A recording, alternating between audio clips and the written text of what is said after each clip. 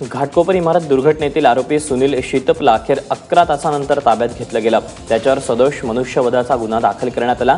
साईदर्शन इमारतीच्या तळमजल्याशी छेडछाड करून सुनील शितपनं नर्सिंग होमचं नूतनीकरण केलं होतं। या नूतनीकरणामुळेच इमारत कोसळल्याचा स्थानिकांचा आरोप आहे। सुनील शितप हा शिवसेनेचा पदाधिकारी आहे। दरम्यान दुर्घटनेची चौकशी करून 15 दिवसात अहवाल सादर करण्याचे आदेश मुख्यमंत्री देवेंद्र फडणवीस आणि मुंबई महापालिकेचे आयुक्त अजय मेहतांनी दिले।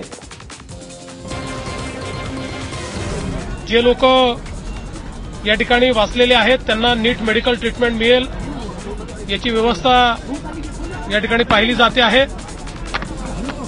या प्रकरणामध्ये गुन्हा देखील दाखल झालेला आहे।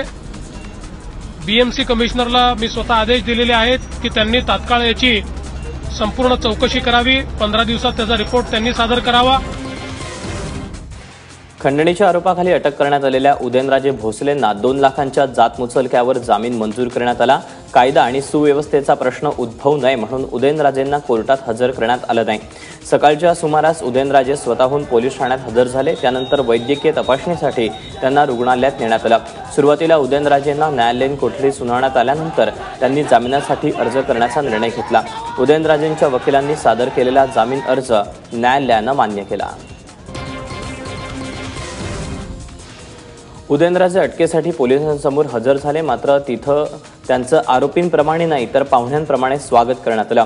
पोलीस स्टेशनचे प्रमुख नारायण कुख्यात गुड्ड्या म्हणजेच रफीउद्दीन शिफीउद्दीन शेख हत्या प्रकरणातील आरोपींना मदत करणाऱ्या तिघांना अटक करण्यात आली।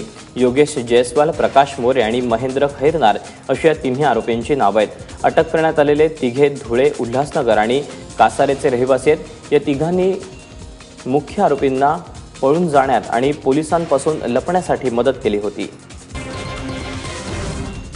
विठुरायाच्या दर्शनासाठी आलेल्या भाविकांना 2 हंगामी कर्मचाऱ्यांना मारहाण प्रकरणी निलंबित केलं गेलंय।